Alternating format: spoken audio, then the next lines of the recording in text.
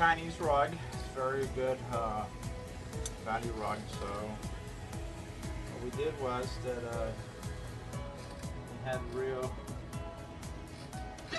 bad messed up Fringes.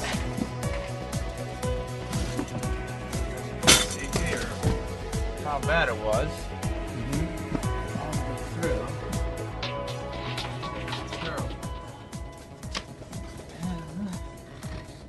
This is going to be reclaimed again, so it could look nice and white. But I did double ties on it because it's a Chinese rug and it looks very dull, just one line ties. So I did 2 lines of ties on it. It's on there really nice and tight, so it's really gonna secure the rug. Yep. So the vacuum cleaner won't be able to That's eat right. away at the fringe. That's right. The vacuum can't get it to it. Whoa. That's right. And do all kind of rugs, as you saw with mine. You have silk rug. You do overcasting. You do repair the holes on rugs. You do very good quality work. Customers are very happy.